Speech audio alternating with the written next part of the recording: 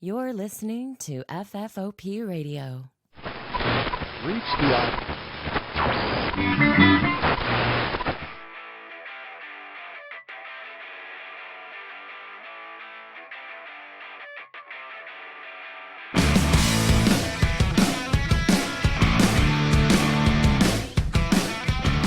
Hey everybody, and welcome to the show. My name is Dave, and this is a Fistful of Podcasts from FFOPradio.com. Back for another great week. Let me introduce you, as usual, to my co-host, all the way from the Arena Sparks area. And up first, we have one Mr. Andrew Bergevin. You know, David, I was throwing my car into reverse to get out of my parking spot this morning, and I got a lot of nostalgia. Why is that? It really takes me back. Yeah. Wait, should I do the Debonair one again? No, we don't need the Debonair one. I figured it was going to be something about looking behind you. You know, it's always tough to look back. Maybe. I don't know. All right, that's fine. Solid. In the studio with you also, of course, is one Mr. Adam J. Hubbard Esquire. I keep seeing your salted butterscotch candle out of the corner of my eye and remembering that I don't have a drink there. Yeah, you Don't drink the candle. Yeah, I'm very tempted to drink this candle for some reason. I imagine the holidays are a very stressful time for ER workers because in addition to everything already going up everybody's butt who comes into the ER, your amount of throat burnings due to candle wax must go up 1,000, maybe 10,000%. So Dave, I paint those little Warhammer models, right? Yeah. Right. And while I'm doing that, I have a cup of water next to me to clean the brushes, and usually a cup of water to drink from. I have gotten really close to drinking it, have not, but I have also ruined a perfectly fine glass of ice water sticking a paintbrush in it.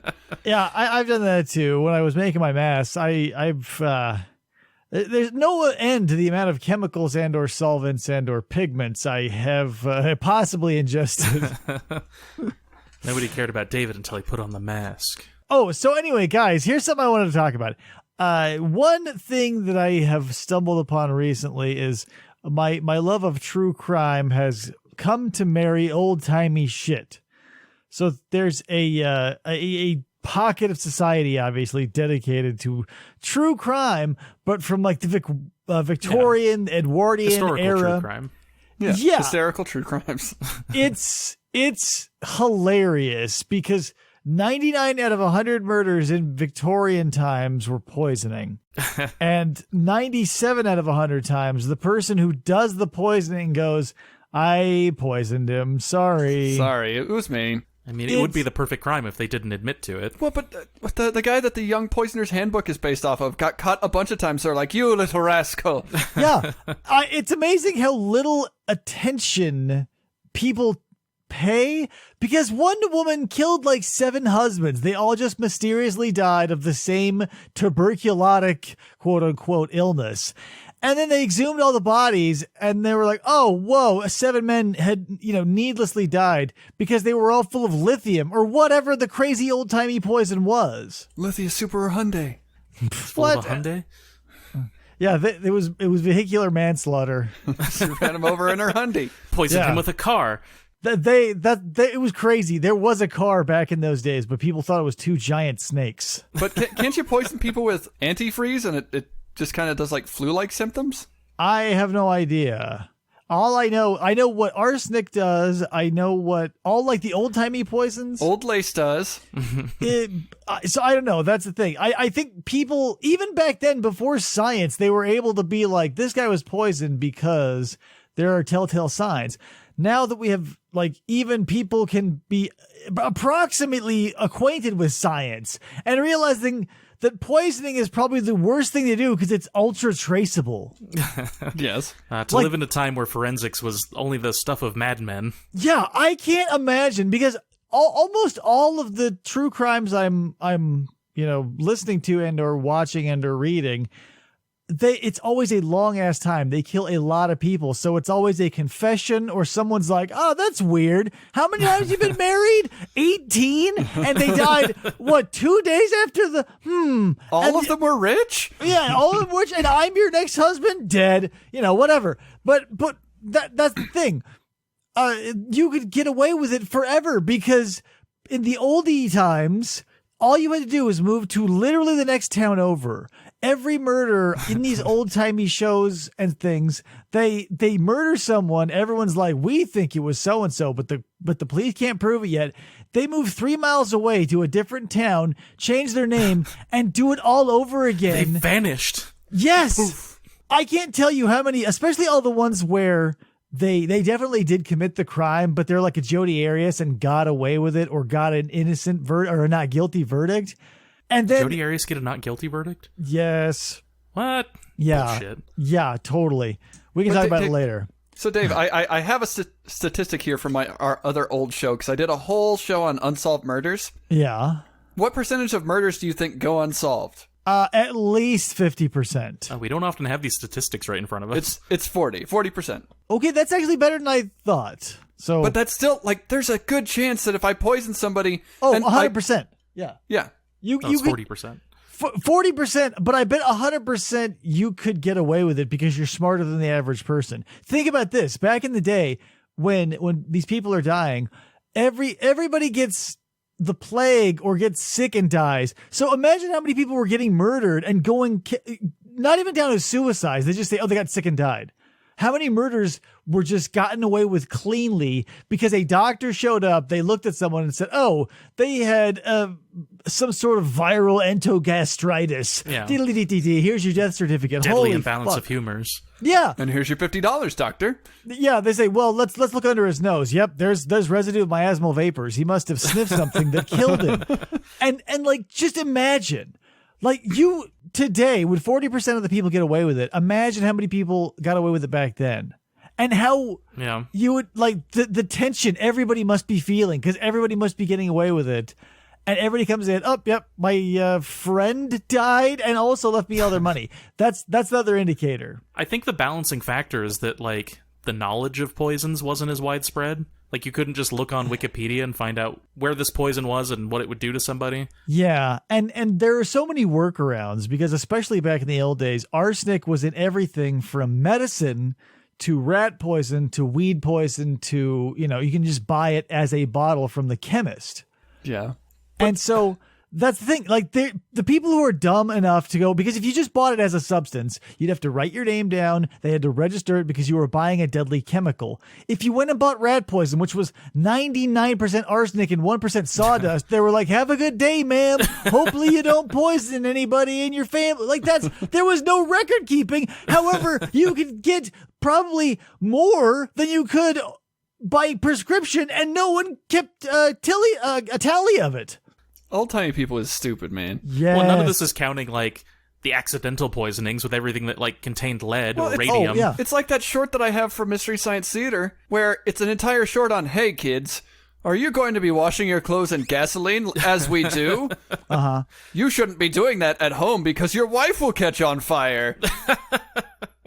Like, do we wash clothes in gasoline still? I think that's probably still something that's done, but when I think gas, I don't think, stains. Right?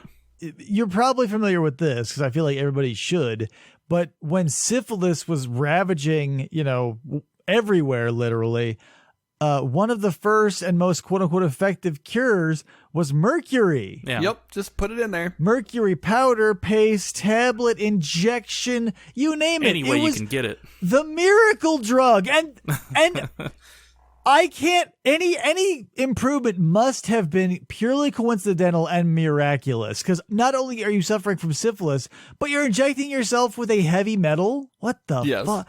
Like, oh God, David, I can't believe believe I told the humans- story. well, let me just say this. I can't believe humans are still alive. The amount of things we did to ourselves in the thought that it would help, mind-boggling. The fact that we weren't grinding each other up so we could sniff each other as a remedy. We did. Yeah. No, mummies were a cure for things. No, I mean live. I Yeah, mean, I think he means, like, actively. Yeah, I mean like a Logan's Run and or a Soylent Green type situation. Yeah, I could use some crackers made of people.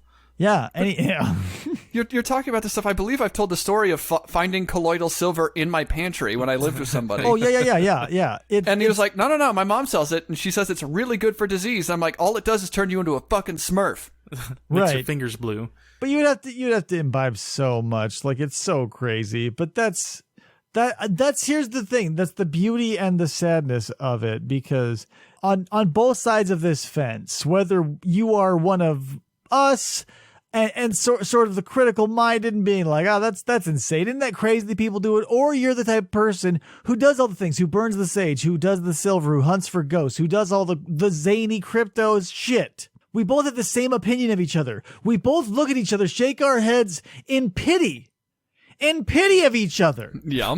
One, because we can't believe they're wasting their lives trying to prove a negative, essentially. And because they think that we are so backwards, we they can't have it all figured out. Yeah, we can't even take a moment to open our minds to include the fact that maybe the simple wood ape exists.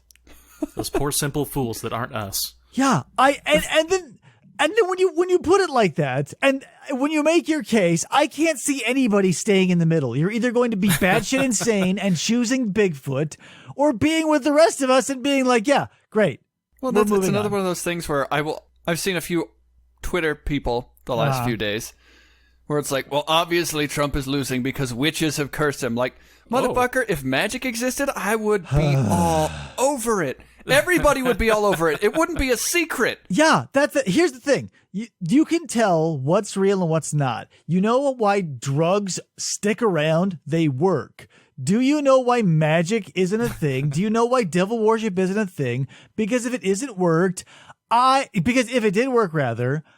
would be carving an upside down star in my forehead right now to get any number of powers, because I, like every other human, am greedy and short-sighted.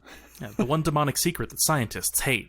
Yeah, but imagine this. Let's say you say, oh, those obviously don't work, but one day you do see a dude with horns and wings flying around, zapping people with fire shooting out of his eyes. Would that not make you at least question your previously held beliefs? Yeah, for sure. sure. So immediately I would be like, okay, this is either something that science can do or the devil is real and we need to get in touch. Right. Here's the thing. I'm going to sit in the middle until somebody can prove something works to me, because if I have a headache, I'm not going to go to somebody who can give me a maybe. Can't kill a scientist without Satanist. Yeah, if Satan becomes better than science, you better believe I'm jumping ship. If God comes out of the woodwork, says, hey, psych, I was hiding this whole time, and here I am. I was right behind you this whole time. Yeah, I literally was always behind you. Then I'd be like, okay, now I'm on your side. Science can eat a dick, because there will be irrefutable proof. I'm not saying I'm worshiping at the altar of science. I'm worshiping at the altar of what you can prove to me. Truth. The sad part about the gods is, like, give me the devil. If the gods did exist, like in Greece, that would have been easily provable, because those motherfuckers in those stories were always out there getting horny on everything. You just need to run some 23andMe tests. Getting pissed off because you walk by the shrine and accidentally tripped on his special stone. Like you tripped on the stone of Hermes, and now you're cursed to run forever. Oops. Yeah, listen, the old gods were petty and obnoxious. Like, if you've been listening or whatever, this is going to come out obviously a little bit later, but we recently were talking about the Epic of Gilgamesh on the live show. Mm-hmm. And how he and Enki were like bro fisting and like, what's up, motherfucker? Yeah, like, and the fact that it's like just two dudes, one bad and one wild card, literally. Like the moral is so scattered and the narrative is so bizarre. It's like you've got Gilgamesh, this literal tyrant. He is, invoking prima nocta and all this other terrible stuff.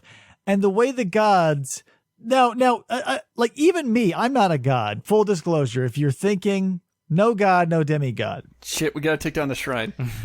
Here's what I would do. If I were going to create a wild man out of clay and water to deal with this person, like let's say that's my plan, which is the stupidest plan in the world, I wouldn't then drop him 300 miles outside of town. Well, and I would give him a personality so he didn't get along with the dude that I was like, hey, go kick his ass. Well, no, that was the whole plan. That's the problem. That was the whole plan. The goddess's plan was that she would create Enkidu, who would have a heart and strength equal in that of fury and strength to Gilgamesh. And for some reason they think that will stop him from stealing the virtue of our daughters and the lives of our sons in conscription. And it works! Well, why not? But here's the thing, they phrase it crazy. What they should say is they did essentially, yes, create his equal. So yes, Gilgamesh and Enkidu are both strong and powerful and both godlike and have superpowers, but that's irrelevant. What happened is, nobody wanted to be Gilgamesh's friend, and so the gods were like, this dude has a legendary tolerance for bullshit. You and he shall get along, and he'll eventually teach you how to be a man, ironically. And it works! So, Dave, I searched up to see if there was any images of Enkidu. He's either a guy with a stupid beard, right, or an anime chick. Yeah, why is there so many anime chicks on this Google search? He shouldn't be an anime chick.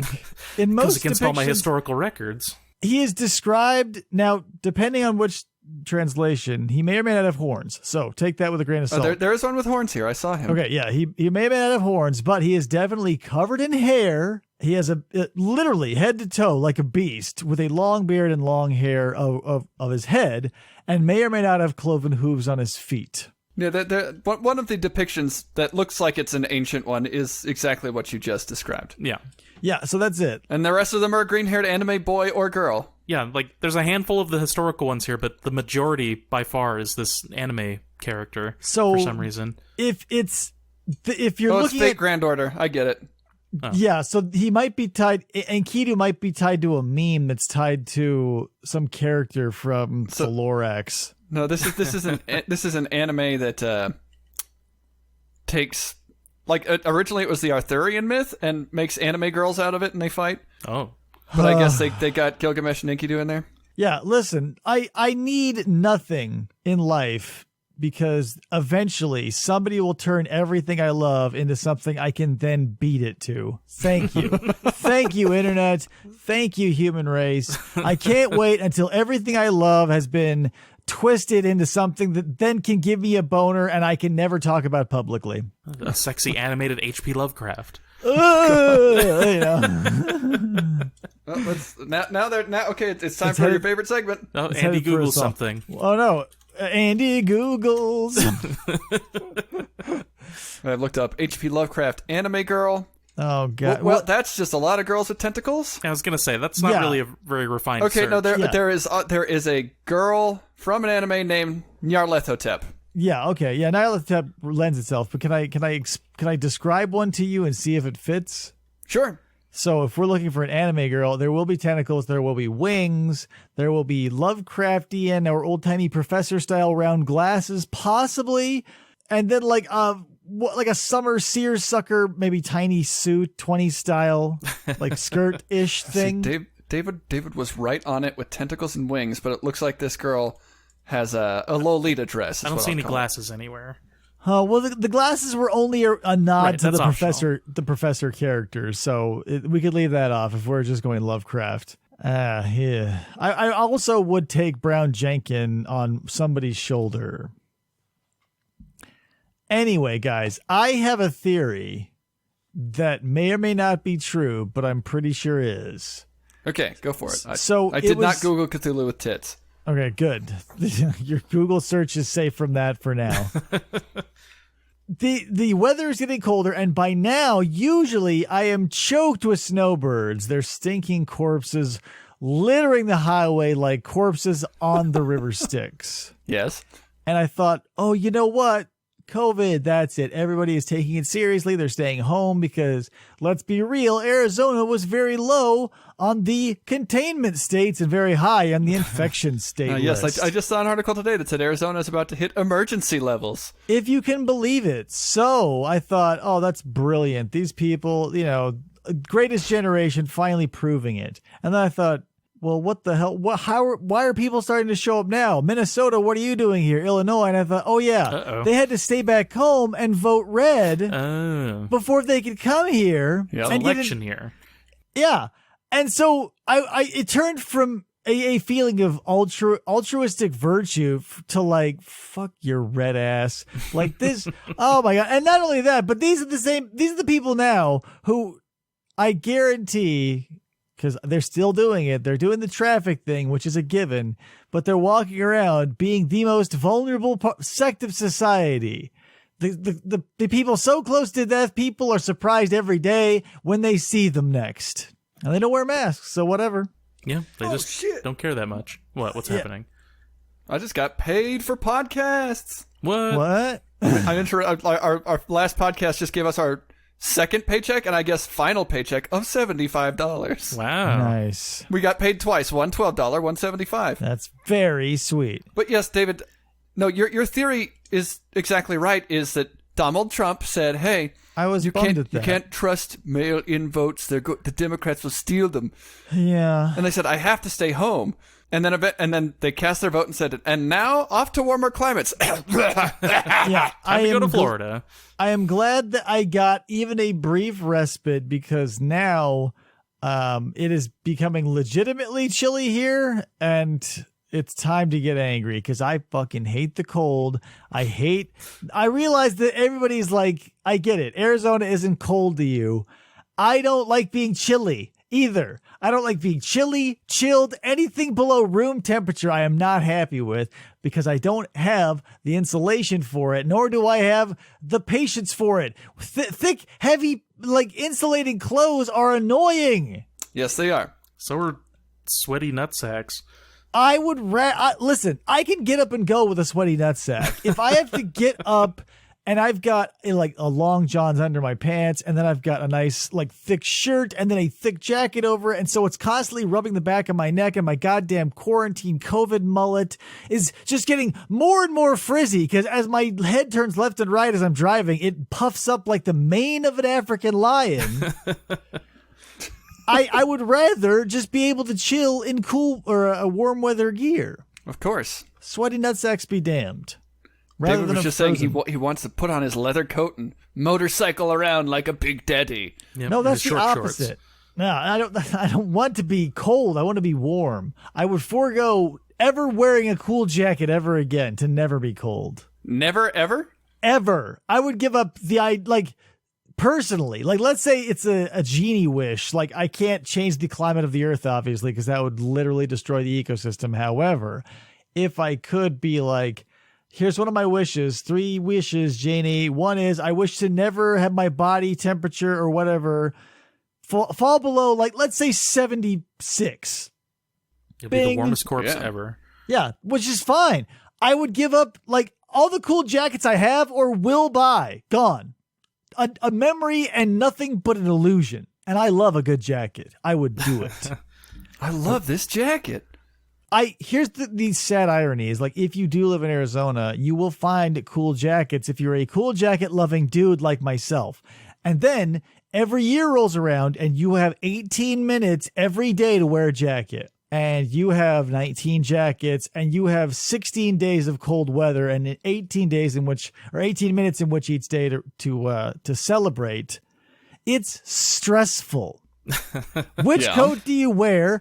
My new number, I'm just sort of going with this year, but I know I'm going to get antsy and I'm going to switch it up. By then I will have the aforementioned sweaty nuts because it will be back up to 88 degrees probably tomorrow. Yeah, David, your wish to never be cold has already been taken care of by living in Arizona. Yeah, you did that. I'm cold right now. Impossible. It is 66 degrees outside. I think it is 77 in my house, and there's a slight breeze. 66 degrees is still shorts and sandals weather. Oof. Shorts if you close off the knees and not let those breezes get up the old bellows. Yeah. I mean, the other day I saw that it was 66. I was like, oh, I guess I should put on long pants, but then I could be scraping again. I'll just put on shorts. It'll be fine. You guys are nuts. I wear pants year round. Summer, winter, spring, fall, autumn, and I forgot about David's war against shorts. I think that there's a time and a place for them. In public, during the day is not one of those times unless, you're off work, you're doing chores, you're doing yard work, or it's a Sunday all day. Sunday all day. Sunday all day, Those shorts Sundays all where day. it's not Sunday all day? That's the day God wore shorts. No, Sunday all day shorts. I think Like you're not leaving the house shorts. Yeah, there's a very strict, maybe not strict, but logical. There's a very logical shorts calendar you can stick to and should stick to. Every day from 5 to midnight, shorts. That's all you. That's weekdays though, weekdays. Saturday. David would not like my 5 to midnight is sweatpants. That's fine. This applies to sweatpants, any disgusting form of lower body garb that you should not wear outside. This is when it is acceptable. So, like I'm saying, like if you work a 9 to 5 to midnight every day, if you go out, please throw those pants back on. If you want to keep the flip-flops, I won't pitch a fit. I felt like a bad person because of David's years of belittling me and other people, because I had to wear sweatpants and pajama pants around when I had my vasectomy, and I had to go places. Listen, I'm not a man. My heart is not made of stone, Andy. That's a medical reason. Legitimate medical reasons I will completely accept. However, if you are one of these people who are like, it is my God-given right to show everybody how chunky my ass is and in no way to contain it by way of fabric, that is unacceptable. That is not a medical issue. Did the doctor give you one of those like temporary handicap tags you can hang on your sweatpants? Yeah, he did. Yeah, I slapped the sticker right on the butt of my sweatpants. He So gave me two knows. Gave me two stickers. One was the little guy in the wheelchair. The other one said juicy. Ooh, it's like a real loose cock ring you can put on your dong. So people like David can't walk up to you in public and say, "Hey, you can't wear those." Yeah, And I show him the juicy. I would definitely pull that juicy card on people every chance I got. No, the card he gave me said certified not to get you pregnant. Oh. Couldn't they have made something a little bit snappier? Nope. This is medical. Certified not to get you. Well, I guess, yeah, okay. That makes sense. The medical jargon would have to be very precise. So I guess I'll give it a pass. So I appreciate the spirit, but the execution leaves me wanting. Medical board of Nevada. Be a doctor so you can change the rules. What do you want the card to say? Like, it's just it says baby gravy with like a big circle and a... Not here. No, you want like lost is juice or no more venom, and there's like a cobra with a thing through it, or like a vacancy sign. Yeah. Yeah, For like your a dick. hotel, like yeah.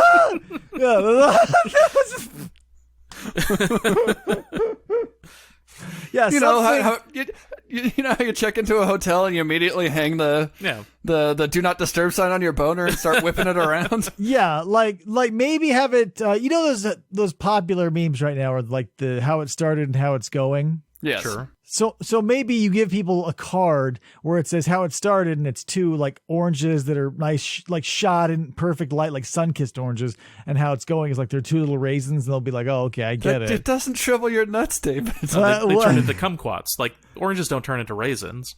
Or Yes, what oranges don't turn into kumquats. Well, let's not split hairs here. I mean, kind of. Let's it's in the same family. So in one, okay, so maybe let me pitch you this card. Frame on the left, how it started. King Cobra striking and victorious over a mongoose. How it's going. One of those pink eyeless snakes that lives in the dirt like a worm. Yeah, the pink like legless lizard. I don't like how you guys are talking about my genitals. And also they have no nuts. Okay, here, last one. Maybe not last one.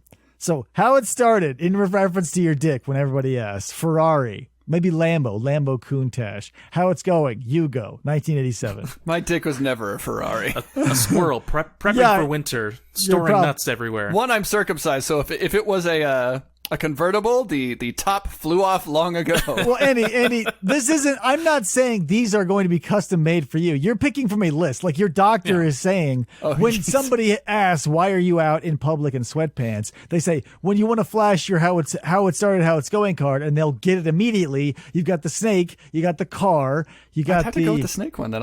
Hey doctor, I'll take the snake. Yeah, you don't want the oranges. You won't get out the door. No, I don't want the oranges because that one doesn't make any fucking sense. The custom ones are like $25 and they take an extra 2 weeks. Okay, what about the oranges in the first picture, but in the second picture they're like juiced? Yeah. Sure, yeah, it's just pulp. Oh, yeah, no, they're like when you eat out a grapefruit, where it's just like it's it's the hollowed out rind. No, it's a bottle of Tropicana that says pulp, and then the other one is no pulp. Oh, there you go. What if in the first one it's a bottle of Tropicana? It says how it started. In the second one, the bottle of Tropicana has come home to find his wife is no longer interested in him because he can't get a boner, and she left. That's not how this works at all. I had a boner earlier today. I swear. You won't stop bragging about it.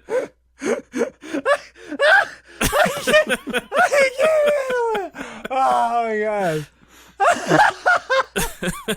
That was what, like, when I got done, he was like, okay, and now don't touch this thing for like 7 days. I was like, problem. that's As possible. if I can't go that for 7 minutes. 4 days later, I'm waking up like like just, okay, yeah, this is the greatest morning, whatever. Hooray, thank you, body.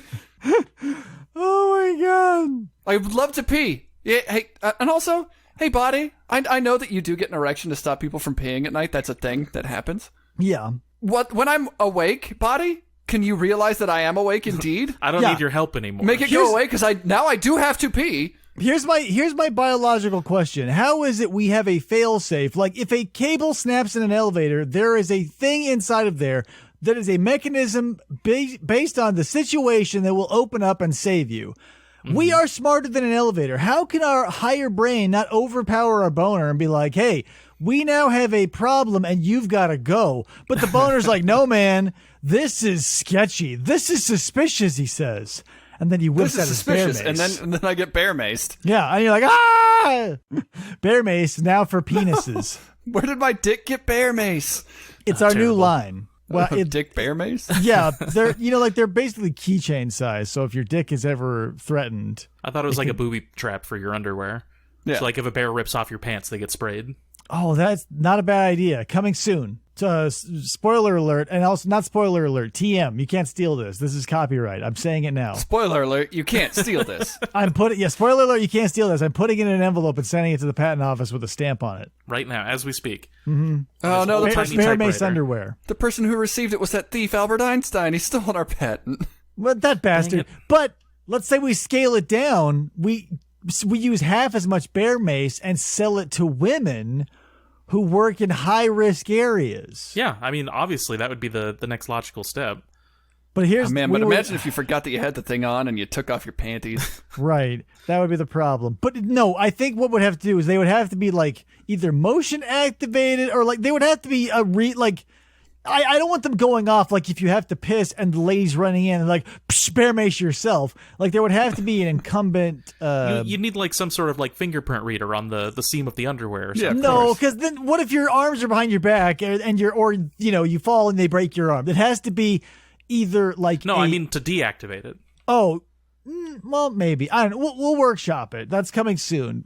From the company that brought you the Bathroom Cougar and Suspicious brand bear mace. I don't know if I'd want to buy something that's labeled suspicious. FFOP it's like whenever you Industries. see Terrible's gas, I'm like, I don't want to go to Terrible's. No, it's like there's this when you see the cans, you immediately get the idea. So let me describe the logo since you guys haven't seen it. When you see the cans of bear mace, it's those big, these aren't like little tiny mace where you squirt it like a spray paint. These are like David big. He hasn't sent us the prototype, so we haven't seen it yet. Yeah, well, they're still working their way through the alpha phase. They've been in limited release, so whatever. Anyway, moral of the story is, it's an amalgam. The depiction is an amalgam of you guys, so it's like the height of Andy, but most of the looks of Adam. And it's basically the camera is set 90 degrees to your right. So you're looking over your right shoulder to the camera, opening a trench coat, semi-displaying the bear mace. Looking over your right shoulder because something suspicious is behind you. You're suspicious of them. You're not the suspicious one. You're the free-thinking hero who thought to bring suspicious brand bear mace. Yeah. Behind you, there's a suspicious-looking character. His back is to you. He's got a couple of maybe crooked question marks over his head because he's got one eye over his shoulder. He's keeping an eye on you, but he won't let you see what he's doing. This is a 3D picture? Yeah. No, it's a it's like- hologram that projects from the can. No, it's like a 2D. Like imagine the style of like Guacamelee, sort of that blocky style. Okay. Okay. So I've and always then wanted you to be see- in Guacamelee. I'm so on board with this. also the character is wearing a luchador mask, so he's looking over his shoulder, and then you turn, The as you suspicious turn one or me? you, Both. Okay. yeah, the mascot. And then, Okay. as you turn the can, a bull comes and gores the suspicious man, and we save the precious mace. We The saved the advertisers- precious We mace. didn't even have to use it. The advertiser said, "We want you to show him using it." And I said, "No, it's not the hero that you want. It's the hero It's you not need." about me. Yeah, it's about the bull. Yeah. And they keep saying, "Who is this? Who is the bull?" And I say, "It's a metaphor." And they keep saying, "We can't tell that to the investors." And I say, "You get on this." And obviously, guess who won? Because when you see the cans, who's on the cover? The bull. Yeah. Yeah. Yeah, sure. Take that. It's Financial a whole comic catastrophe. book you have to read before you get there, but Yeah, I mean, sure. This bear mace does have several thousand pages of backstory and character, sheets. But who isn't willing to put in a little time? Yeah, who isn't willing to put in a little time and effort for a product that they really enjoy? Suspicious bear mace. some suspicious bear mace. Yeah, and then that bull is there. They keep telling me to take him off, and I won't. I won't do it. David had a vision. We won't compromise that. Oh man. So, Andy, what is happening up Reno way? What's happening? Up Reno's way. How's it going? Yeah, up in the I- old mining town. So I took a job at my old school. That didn't have a description for what it was, but I was like, it's my old school. I'd like to go say hi. Wait, was it a janitor position and you've been hornswoggled? No. Damn. It said ES allocated sub, which means elementary school allocated. Like they're giving each school an allocation for just like a floating sub, I guess. Okay. And I get there, I'm like, what am I doing? They're like, well, we have a young boy for you to watch. His name is Toilet, and here's his brush. Oh, no! It's happened. I've been shanghaied. And then, wouldn't it be funny if we, at the end of the story, Andy had cleaned a toilet thinking he had taught a student? I'll wash that mouth out. Really made a difference here. This is how it's elbow grease, son. All right, sorry, keep I going. don't think this will ever get out to anybody, so I can tell you the child's name was. Well, I kept on wanting to call him Ator after the Deathstalker. Yeah, we'll just call him Ator. We'll call him Ator. Yeah, Ator. Ator's got problems. Uh-huh. Basically, they said, "Hey, this kid's parents. He's a barbarian. They don't think he's got a problem, and we need to prove to them that he has a problem before they'll let us get him help." Now, here's the thing. Are you, because I work at a place where children and parents come in and I see them interacting with each other. How thick is your filter that you're able to see past this, that you don't see it as a problem? And are they not doing the annoying things to us, to you, when you're alone with them? I'm going to explain that Ator's parents are from Spain. Ator speaks Spanish and speaks English, but pretends like he doesn't. That's the dream. Yeah, it's like that episode of Just Shoot Me where David Cross plays a mentally handicapped brother of someone. Well, David, they handed me 3 sheets of paper and said, every time he does one of these, I need you to record it along with the time, what he was doing, and what you did afterwards, which was basically a lot of me running around going, Ator, stop! Oh, mighty Ator, please fill out your worksheets. There was one for elopement. What? Elopement is when a child randomly runs out of the classroom. Which is apparently a thing. So Common enough that they need a name for it. You as a teacher now, instead of imparting knowledge, are merely a tally keeper of atonement or whatever the fuck it was? Elopement. I see it more like Elopement. Andy as being like a private eye where he's like taking photos and Maybe. writing down notes and stuff. Yeah, that's But true. then having to chase him down, he's almost like a bounty hunter. Tailing Ator. So I was assisting another teacher this day, Okay. essentially. Ator, each page had a room for roughly 20 instances of stuff. Oh, you'll need those. I did 2 pages of elopement. Ator would leave the classroom basically every 5 minutes, So and then he would run to the nearest open classroom and start stealing shit. I don't get, because he's doing this kind of shit at home. How are these parents just willfully ignorant? It Or- happens a lot, apparently. I think it's just they're willing to lie. Well, it's that thing where if I talked to my mom about it, and she's like, well, if one of my kids was autistic, I'd be sad. I don't think I would want to admit it because it feels like failure. I was like, Mom, it's just genetics. It's not like you're like, my dick, it's bad. Yeah, but I could see them maybe being in denial about it. But by the end of the day, the kid was taking swipes at me. Yeah. Well, if my kid ends up deficient in every way, I'm going to completely ignore it so he fails society and ends up in a loony bin because that is the old way of doing things. I will not seek him help. Proud. Yeah. He'll be like in a 1930s style, like yeah. I'm not going to admit that he needs help because he might get it and be a functional member of society. I would rather bank on the long shot that he'll somehow straighten himself out. Big G.O.D. I'm looking at you on this one. At the end of the day, the vice principal was like, so do you want to watch him like every week? You'll this be your full-time Tuesday job? through Thursday? I was like, absolutely not. Never again, as a matter of fact. You'll never see me.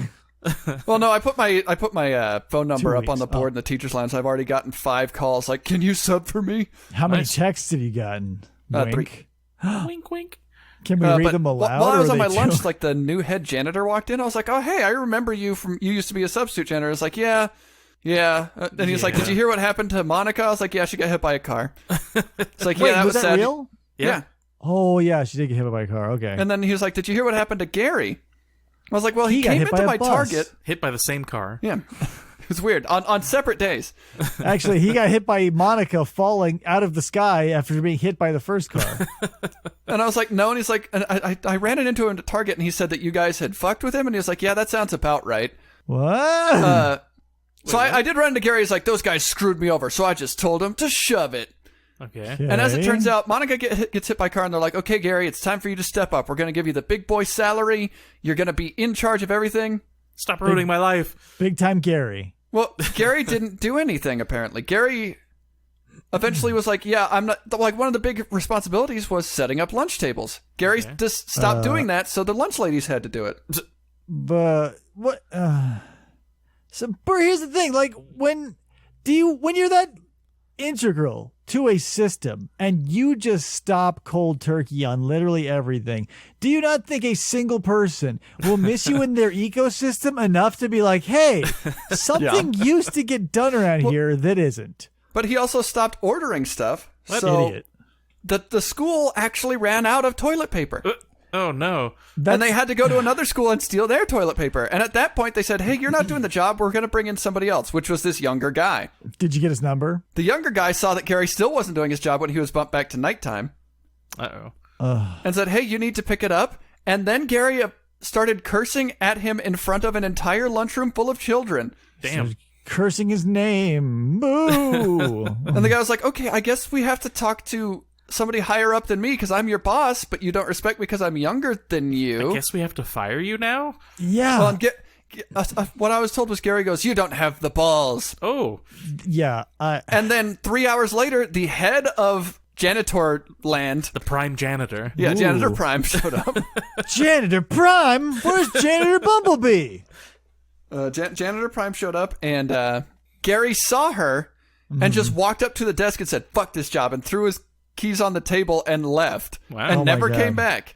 Right in front of Janitor Brigadier Coleman. So I was like, yeah, Admiral Janitor. That sounds like the correct version of this story where Gary's like, nah, they edged me out, man. Whatever. Like It's just nice to have closure on the whole thing. If you're smart and you can listen at all, it's easy to know which half of a story is true because one typically will show both sides at fault at least a little bit, and the other will be like, nope, I'm the hero, and even though I ended up in a worse place, I won somehow. Tell you what, even though I had to watch Ator all day, Mighty Ator. It is fun just to, the kids will come up and just tell you things. One boy walked up to me and said, my friend is doing nothing but talk about poop. I said, yeah, is it funny? He goes, yeah, it is. And then he just left. I was like, okay. All right. Mark that down in my notebook. Sometimes you just got to reach out, check in, decompress. I don't think I was ever one of those kids to reach out to an adult just to catch them up on the sitch about anything. But I always knew kids who did. And I was like, what's up with that? And they're like, I don't know. I don't know. What else? Nothing much. It snowed. Yeah, lots of snow here. Not a lot of changes to report here in America. We can all just sort of relax and just accept it as another day. Business as usual. My favorite thing about yesterday is how the entire United States turned into the end of Return of the Jedi, complete with like, yup. Like just dancing in the streets. Meanwhile, these people are like, "Hey, you're being real mean." Like, no, we're not. They're having a big party, and you're like, "That's a mean party." It's crazy to me. Like, whatever. I cannot do anything more than present the facts as they were presented to me. But when I log in, like when I was editing a show, like sitting here at this very computer, I was like, I'll check in at the election news because that's got to be 24-hour coverage somewhere. I'll check it out. And of course, the channel I hit was like, let's check in with Arizona. And I'm like, God, please, please. And they cut to the dude masked up, and around him are nothing but red hats, America gator claws, and semi-automatic weapons. Let's see here, David. You're one of the not called states, but Biden's ahead by 20,000. You're doing good. No, I know. Here's the thing. Even though he's ahead, I saved my vote to cancel out one specifically, and I will not change it. I will not count it as one of the extra. It was a cancel vote, and I'm proud to be it.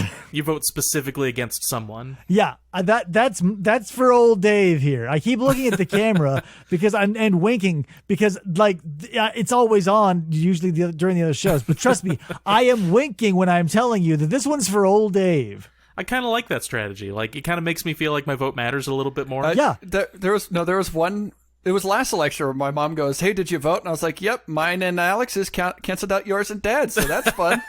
That's the thing. If that's the way you have to think of it, by all means, whatever. At least you're being active and or something. But that's the problem. It's not. I am one of these people who's like, Halloween should be year-round, motherfucker. And now I also have to be one of these people who are like, hey, civil injustice can rear its head if you look away for just a second. It's like Ator. Yeah. And Ator would leave the classroom, and I'd be like, okay, I gotta go after him, and he would be fucking gone. And then the teacher was like, yeah, he's fast. A couple weeks ago, we had to really, we started taking notes because he went home. Wow. Here's the thing. A small lapse in judgment, you get too comfortable and you forget, apparently can lead to big things. Here's a case in point that is completely apolitical that everyone can agree with. It's a warm summer's evening. You're out on your back porch. The sun is going down.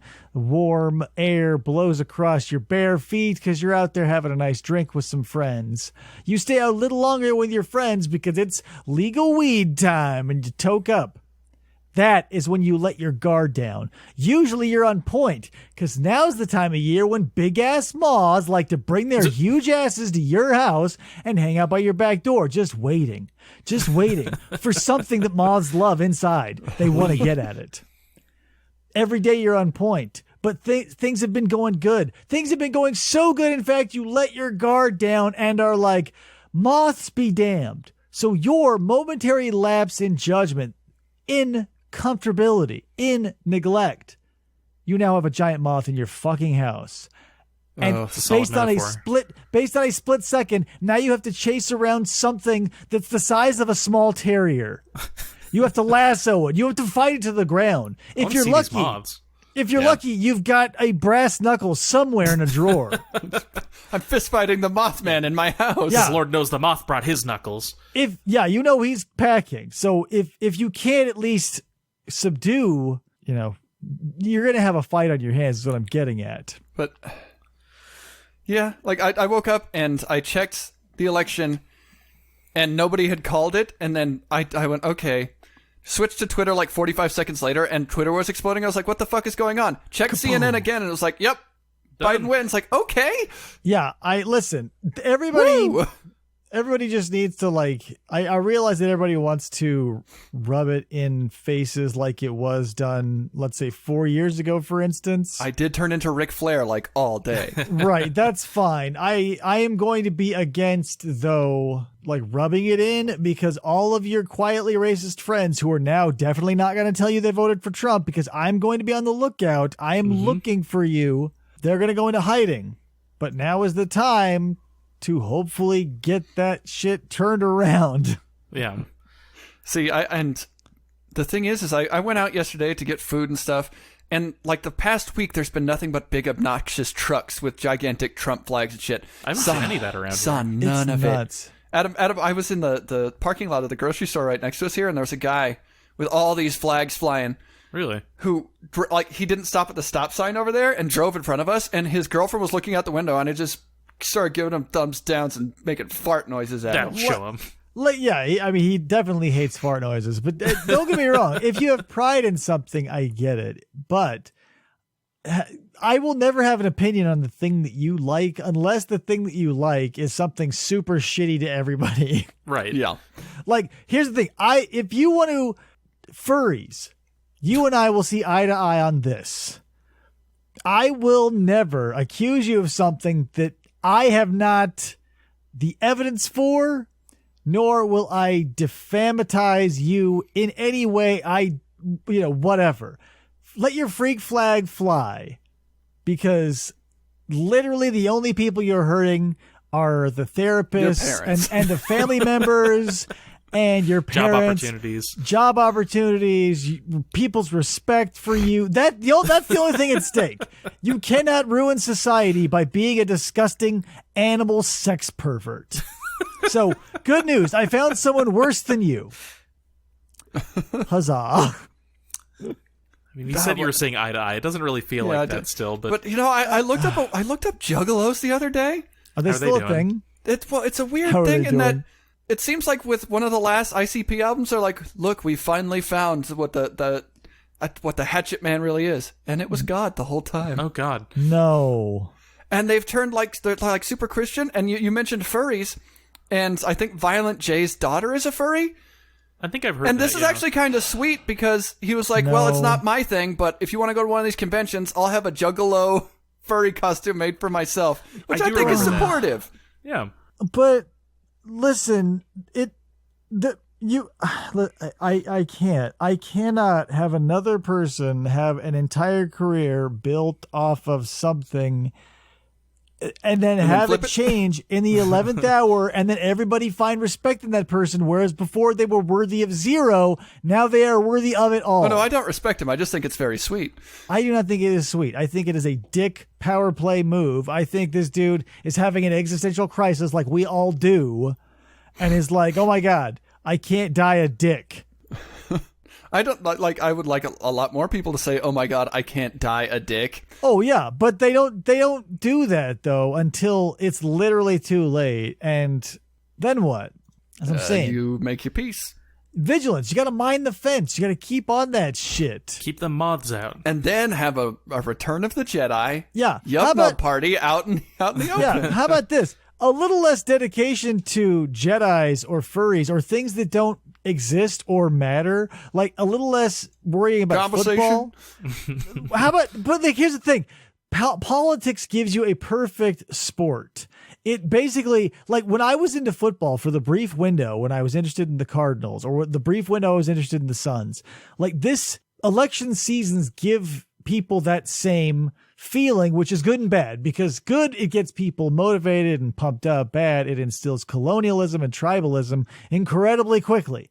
Mm-hmm. However, if you're going to use it correctly, you might as well use it as a sporting event. I don't give a fuck whether the Oakland Raiders beat the Cardinals anymore. However, and also because either one winning means jack shit to me. The donkey versus the elephant, though, could mean real world consequences. Where that football, where that soccer ball, where whatever lands. Like, that's a real game we're playing, bitch. It's true. Like, pretend that you're a D&D character and that the government is a game of D&D. You want to stay alive. You want to keep your gold. You don't want goblins in your house. Don't split the party. Yeah, look at Alex Jones. He's got goblins and werewolves like always running after him, concocting, swamp monsters and the like. He was just in your state.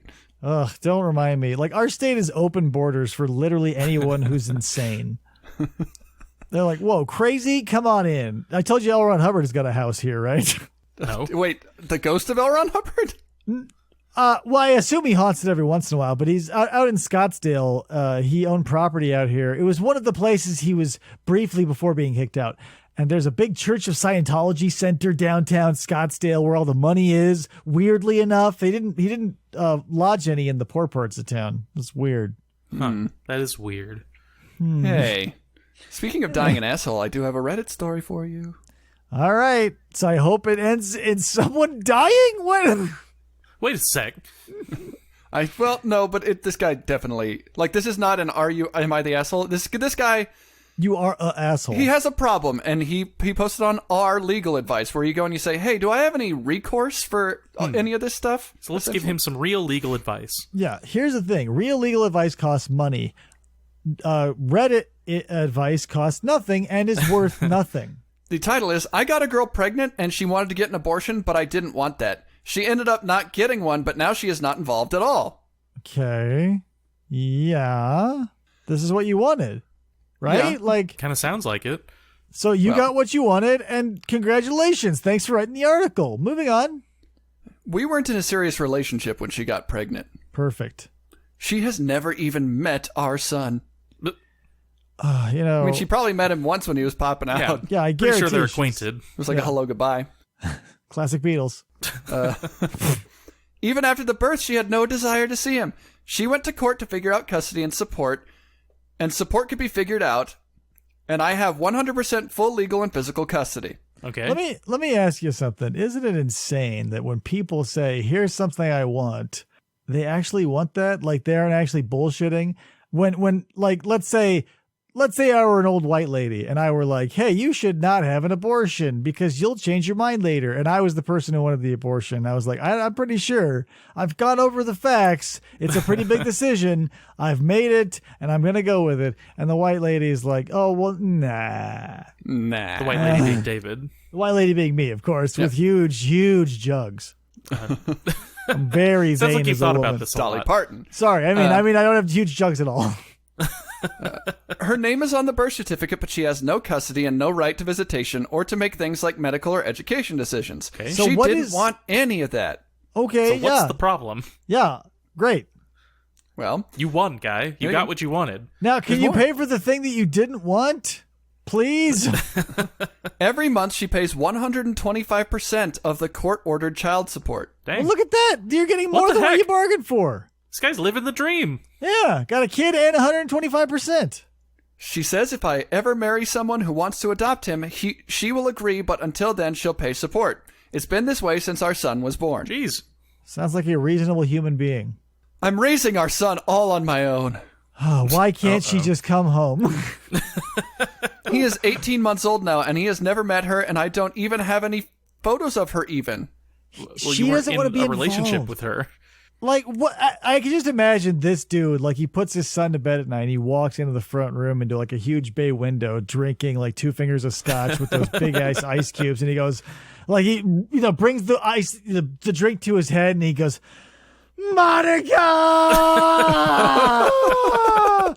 Why? Throws his And- class into the fireplace. Yeah. Whoosh, and his kid goes, when? He goes, not now, Jeremy. Daddy needs some alone time. But he spelled Jeremy like G-I-R. Yeah. Being a single parent is hard. Oh, fuck. I am burned out and hate being a single parent. Man, I signed up for this thing that I definitely had no point of reference for, obviously. Anybody else know that this is difficult? Weird. I love my son, but I resent him. Uh-oh. My family tries to help when they can, but I do it alone most of the time. Yeah. Guess what? Most times when you have something that you don't want, you resent it. He got everything he wanted. Oh, that's weird. So why isn't he happy? I don't get it. Andy, tell this man his... This is 4 years old. But Oh, I shit. will tell you that people tore him apart in the comments. We're not even Yeah. done yet. Hey, excuse me. I have this logical fallacy I'm living. Can someone teach me what it is to be a human? I I'm would trying to never be a hurt or hypocrite.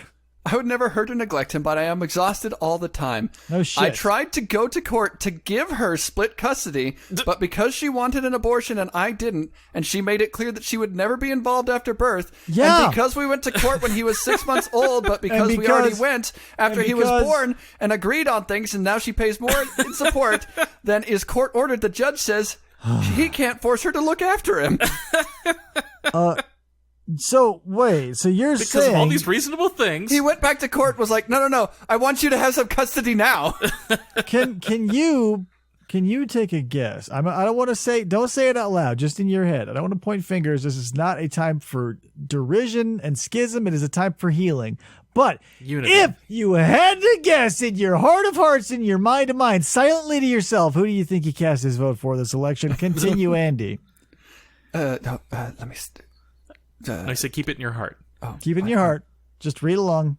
I haven't seen her in almost a year, and last I heard she has a tummy tuck and laser edge marks treatment, and she is working at a gym. So she's hot. Yeah. Now she's super hot, and I'm stuck with this kid. Help! I want the judge to order her to come back to me. I want her ordered with stretch marks and being a fat bitch. She has also told her friends and family she is an egg donor and not a mother. Yeah. I mean, yeah. Can she be any more clear about her relationship to the things she was clear about early on and often? I mean, it's also kind of super cool of her to carry it to term. Right. Yeah. Like That's sort of a big deal. But essentially she said, hey, this is going to be yours. And he was like, I'm ready for it. right. That at least is number one. So this guy is putting the money of millions of Republicans where his mouth is, realizing it sucks. Yeah. So now with this real world with this real world situation, he is now reaching out for help, like for the welfare of him and his child, like for his security socially, like let's say. Like if he needed to make sure his welfare is okay, But he's his already son's getting welfare, 125% of the fucking Right. payments. So, but if you're in a position where, let's say, maybe if the tables were turned, and let's say it's a father who doesn't want anything to do with the child, and your welfare, your social, standing, your social security, if you will, were threatened, wouldn't you want somewhere to turn? Obviously, this man does. We don't know where he lies, but obviously he wants support from a society of sorts. Yes. I don't know. There's a couple more sentences, and I have a comment from him. Oh boy. She is a deadbeat mom, and the court won't do anything and is forcing me to struggle as a single parent. Wow. I don't know. Do I have any if- legal remedies here? No. She's a pretty active beat. I just want Yeah, active a deadbeat. The definition of that is not paying the child Yeah, support. she's bringing Right. in all that gym money. Deadbeat is being like, this is not my responsibility, so fuck you. A live beat says, yeah, it's my responsibility to pay. Beyond that, And nope. I mean, I think she would have had an argument for not supporting it all. Like she didn't want the baby in the first place. Right? You'd think, And the guy was like, but- you have to. yeah, and that's a huge. Imagine, like, here's the thing. Let's say you have sex with someone, it's no big deal, and now you are going to have to incubate a human inside of one of your asses, guys. How you feel about that? You want it gone, and the woman is like, no, let's get your asshole nice and stretched out in 9 months. Let's blow your intestines out your bottom. Let's stretch out your muscles. Let's push around your organs. Let's rearrange your entire physiognomy, because I think it would be wrong for you to have a life. No, David, here's the Sorry. comments will make it clear exactly what he wanted from Well, this. and none of that could have been easy for her if she was like working in like fitness stuff. No, yeah, I guarantee he wants to go bang other chicks. No. So one of the comments says, you got exactly what you bargained for, so now it's time to man up and be a father. You have no legal remedies other than giving your son up for adoption. Yeah, I guess so. Yes. The guy responds, I never thought she would turn her back on her own child. I honestly thought she would bond during the pregnancy and would eventually change her mind. I thought her lady hormones would take over.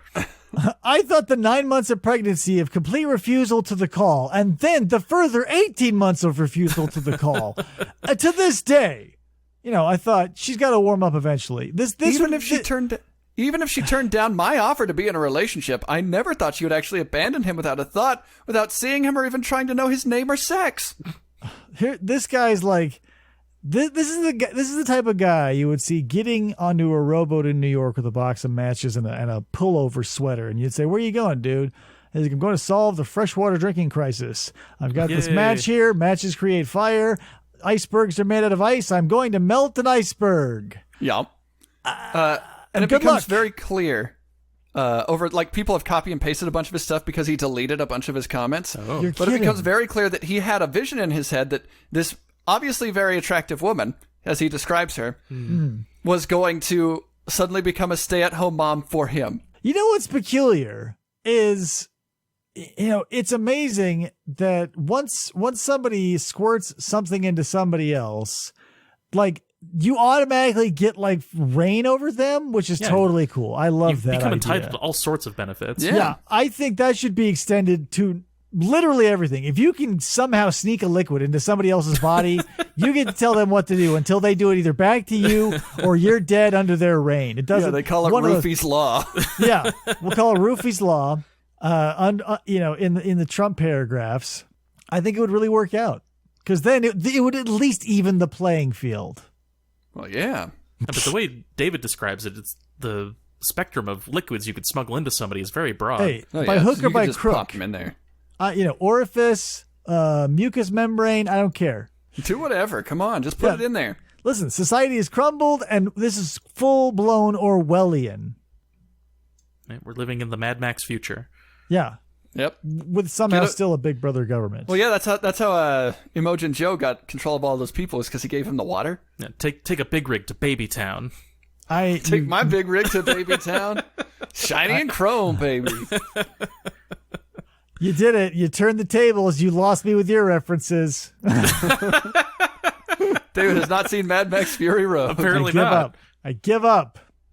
I have not. No, you're right. It was a gas town, Bullet Farm. Bullet Farm. Yeah, the Bullet Farm was where that other guy came from. Oh, sure. I've got my own personal gas farm. He's called Beans. Yeah, Splendid. It's amazing. It's cold beans. Why are you saying it like that? Get. Welcome to Australia.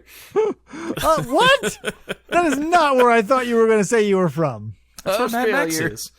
Australia. He's from where? No, guys, keep it together. Let me think. I think that's more than what I had in my notes, actually. So let's just... Yeah, we went off on a whole long thing about my dick. Mm-hmm. And how it's now it's a pitiful pink worm. Would you like more analogies? Because I've had time to think of them. All right. Well, here's what I'll do. I'll write a list. I'll put it to a I've vote. already got one started. Yeah. Tell you what, we'll start a Google Doc tonight.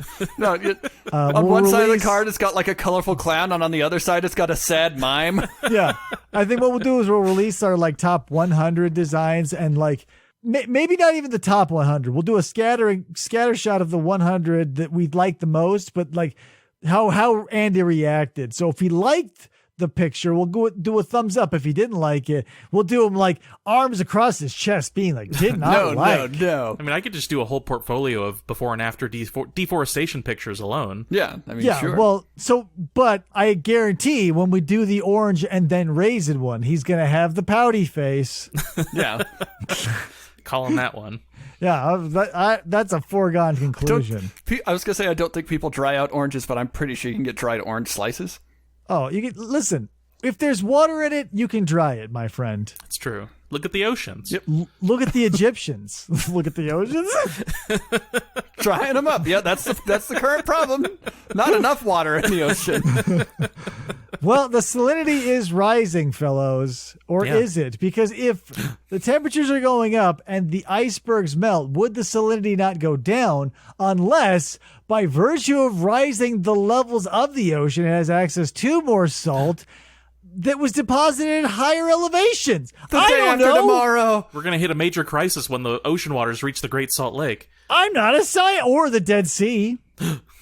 Isn't the Dead Sea already? Or any number of Morton salt factories. Let's be real. Yeah.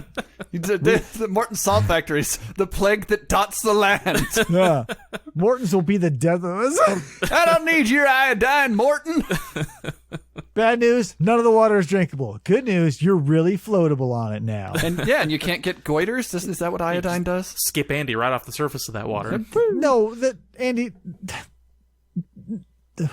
we can't get into the goiters. Oh, no, it prevents gout. There you go. You're right. No, it does prevent goiters. It is a thyroid thing, but they iodize the salt. Natural salt. You get iodine in different places, moral of the story.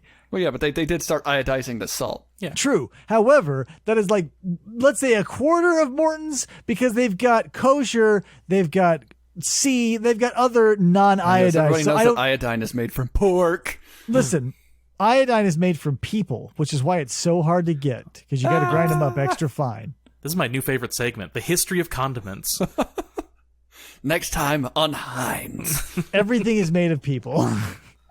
Ketchup made of people. Mustard, it's people. This is a very short show. Every episode.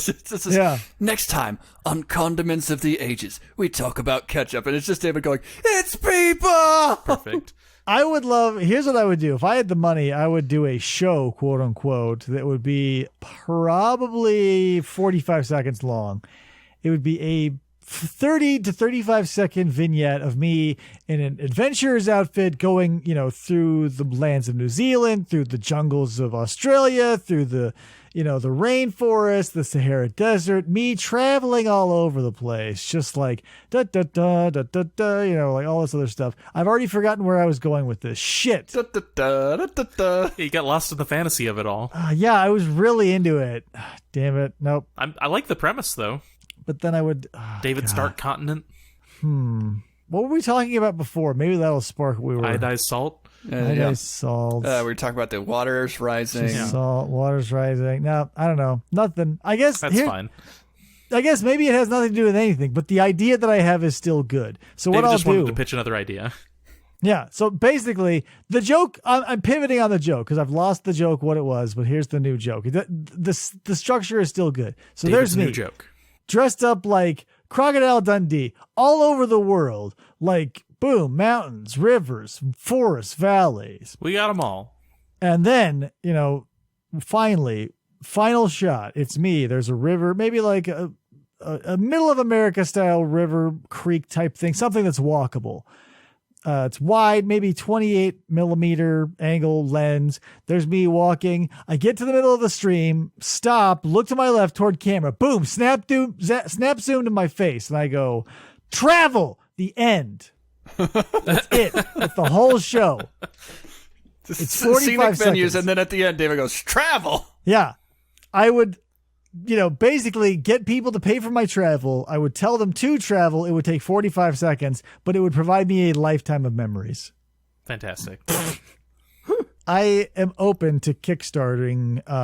Kickstartering. If you would like to kick and or starter this, please get in contact with me. Call David. Give him money.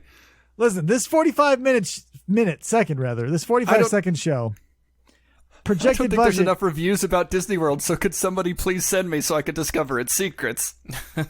Yeah, well, maybe that's it. Every episode will be, the vignette will be in the beginning will be from different places. So yeah, maybe instead of a mountain or a jungle, one episode it is Disneyland, Knott's Berry Farm, Six Flags, yada yada yada. And at the end of this, the penultimate shot, maybe it's like we could frame what's her name's castle in the background, big, like wide 28 millimeter lens, f4, something like that. Nice bouquet, fireworks. Here's me walking, stop in the middle, look left to frame, snap zoom in my face, and I go, travel.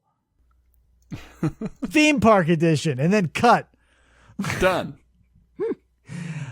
Listen, if this isn't $1 million idea, I mean, it would definitely cost $1 million to do it. Yeah, it's just give it. The $1 million idea is give me $1 million so I can go places. Yeah, my $1 million ideas are now. I am opening them up to not only things that will get me $1 million, but things that will cost me $1 million. Yeah, now that you've made all these millions on these other ideas, you can spend them on these new ideas. Yeah, now we'll have the $1 million plus and the $1 million minus column for ideas. As long as we can keep them at least even, FFOP can go on infinitely. It's like we'll be our own Ouroboros. a human Ouroboros. Yeah, but yeah. So we're eating our own tail instead of somebody else's ass. Much more hygienic. Not a human centipede. That's filthy. No, that's disgusting. No, that's awful. Like eating your own tail. Like you can't tell me you've ever thought about or at least tried to put one of your toes in your mouth. That's way different than sniffing and or licking and or sewing your face to someone else's butt. Are toes human tails? Yeah. In snake terms, you've got no other point of reference. Like, unless you want to attach, like, to the coccyx would technically be the end. Yeah, but that's awful close to that butt. We're getting awful close to the human We're centipede. staying away from the butt. Man, we're staying away you're from the right. butt. Okay. Plus, here's the thing. If you're going to eat yourself, let's say you're a snake. Here's why they eat it head first, because our limbs go down. If you're going to do the weird wrong way thing and do the Ouroboros, you're going to say you're going to start at the butt, so you're going to work past not only your torso, but your thighs doubled up and your calves and everything? No way, man. Okay, toes are human, tails. Hit them toes. Toes, yeah, toes are human. Toes, the tails of humans. I'm going to bring this up to my next paleontology group meeting. I'm going to tell all the scientists at my work. Yeah, I am in deep with a lot of I'm scientists. going to teach this to children. Yeah. We'll just saturate the market from every level. I've been going through a volunteer program for the Arizona Museum of Natural History to sort of get caught up and be a volunteer so I could possibly, in the future, tell people what the exhibits mean and or give reference to fossils or whatever. And that would be the perfect time to start spreading misinformation. and David's human tail theory. Yes, that would be the time. Like, I would just like subtly, because they have a skeleton on the wall of a therizinosaur relative that we have very few specimens of its body. I bet with time and patience, I could eventually swap it to look like a human eating its own tail, which would be its feet, and then somehow craft up a Babylonian-style tablet referring to feet as tails. Yep. And then get someone to weave a basket that has a tail or a man eating his feet, follow up the mythology, say it's been all around the world, fabricate evidence, and then become the world's biggest fraud. Yeah, with enough free time and disposable income, anything is possible. Yeah, you think the Cardiff Donald Trump Giant... proved that wrong. The Cardiff Giant. Yeah, you think the Cardiff Giant was fun? You ain't seen nothing yet. This is going to be a blast. Yeah, I'm going to become so famous that when I'm finally discredited, science itself will fall. Oh, God. Watch this whole house of cards come crumbling down. It'll be the Piltdown Man to an order of magnitude. The Fiji mermaid will mean nothing. It will be but loam and dust beneath my mighty tread. Just to think about 18 minutes ago, we were wrapping up the show. I will bring the scientific human... No. And this is exactly what we've done. Listen, but I will tell you, it has been fun. I've learned a lot about dinosaurs and stuff. So, let's start wrapping up the show. Guys, do you want to recommend and or plug anything? I'm going to recommend something right off the bat because by now, hopefully I haven't recommended it anywhere else by the time this goes live. However, the Meditations by Marcus Aurelius. So he was the Roman emperor from 161 to 180. And the book is essentially his meditations and philosophizing on life and your place in the universe and basically how to consider yourself in a cosmic perspective so you don't get hung up on all kinds of petty bullshit. And it was written 2,000 years ago. Huh. They had it all figured out by a guy with all the power. Weird. And, it's weird. Landowner. Because as a child, I had this thought, because, even as a child, I would hear things and politics still existed when I was a kid. And, I remember hearing rumblings about the Iran-Contra dictators and these people who would take these mad grabs at power. And that later was backed up in school when you learn about history, these people who make these mad grabs at power because they want to last forever. When if history has taught us literally nothing else, it's that no one lives forever and you die. And if you are at the very luckiest, you'll be a name in a book that someone will have to learn once and then forget. Yes. So check out the Meditations by Marcus Aurelius. Also, possibly the last, in some people's opinion, possibly the last great Roman Empire, and in some people's opinions, the end of the Pax Romana, or Romana, however you like it. So yeah, that's what I'm going to recommend. Plus, it's cheap because it's been in the public domain for a couple million years. Couple million thousand years. Wow. Couple million thousand billion years. So what do you got? What do you want to recommend and what do you want to plug? David, last night you told me never to go back home vis-a-vis Three Ninjas. What have you done? I did just that last night. You can't. David told you, Andy. I cannot, in good taste or good conscience, recommend watching this movie So you're unless you're going to cut out the entire first part and all of the end. So all you get is the guys that I forgot about, surfer dude robbers who are obviously high. Oh. Yeah, so here's the thing. There are properties that not even the rosiest of tinted glasses can beautify. And a lot of that we've forgotten about for a reason. The things that scar you, I don't think we're looking back on fondly. I don't think we're looking back on those for any reason other than like, if you have affection for something, then there is an embellishment. But Three Ninjas was something that if it came and went and you weren't a fan, and even if you were, I imagine you probably fell off the train somewhere in the mid-90s. I give it 2 out of 5 stars, and the extra star was because of those surfer dudes.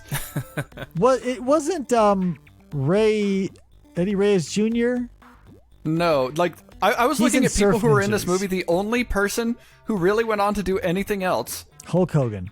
no, was the grandpa, like the Asian grandfather who was already in Big Trouble in Little China and Tremors.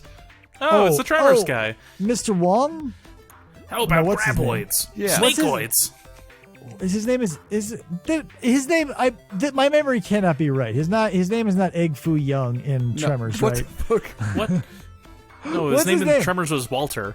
Walter, what's his last name? I cannot think of it right now. I want to Chen, say maybe? it was Chen or Fu. I know it was one syllable, but here's the thing. You cannot guess another nationality's last names without sounding racist.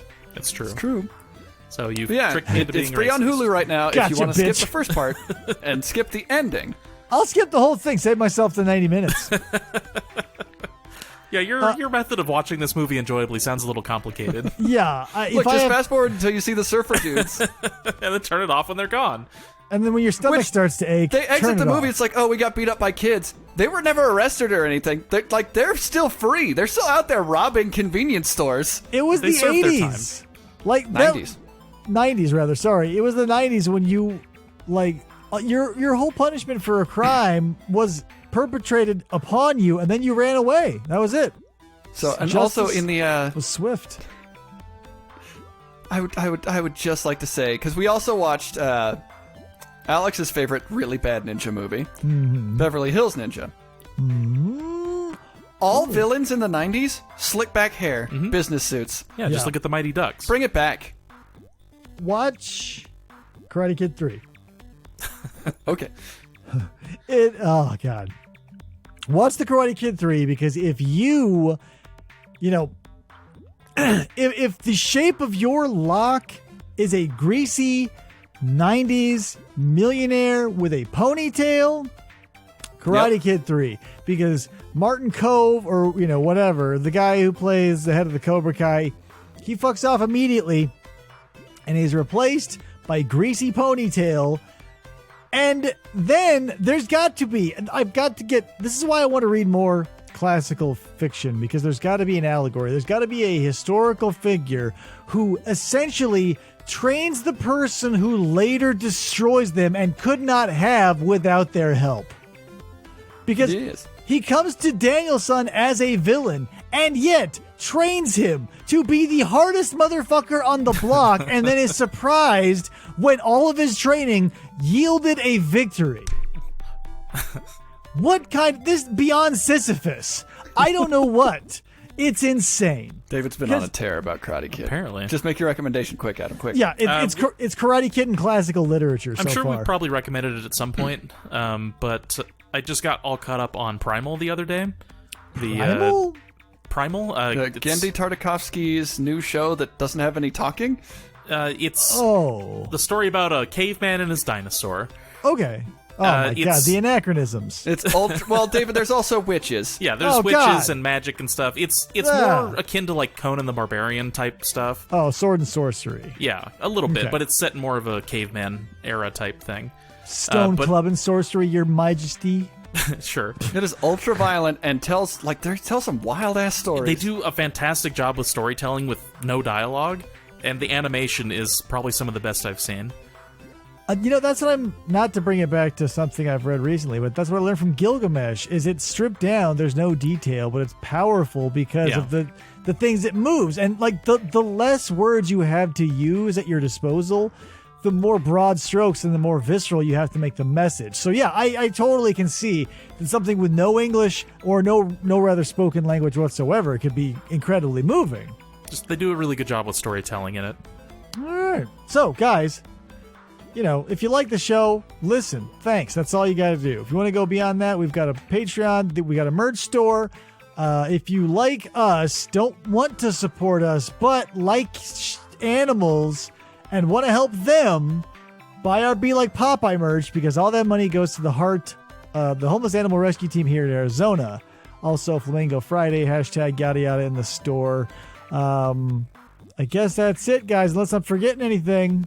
Nope, you got it all. Perfect as always. A perfect memory. Thank God. I would love for someone to come and trash this show, because I have over 500 examples of you guys saying that I've made zero mistakes. We'll have to remember to change that next time. Donate to our Patreon so I can get $75 in 4 years. Well, ideally, you're going to get $6.75 every quarter. However, I'm going to bump that up to $10 to you guys because, I think you're worth it. Is that a cost of living update? Yeah. I mean, when the tide rises, it lifts all ships, no matter how small. Pretty soon we'll all be living on boats in Waterworld. Houseboat. Perfect place for yours truly. The electrical might be an issue, but we'll cross that bridge when we get there. Guys, thanks for listening. This has been another episode of FFOP Radio, and we will see you next time. Peace out, homies. That's the worst ending ever. Oh my God. Goodbye, homies. See ya. Bye. Oh, see ya, other street kids. Hey, homie, who's your homie? Brother.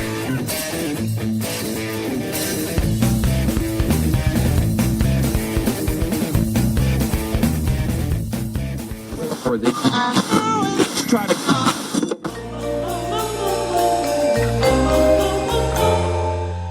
Fistful of Podcasts Radio. I had a boat earlier today. I swear. You won't stop bragging about it. I want her ordered with stretch marks and being a fat bitch.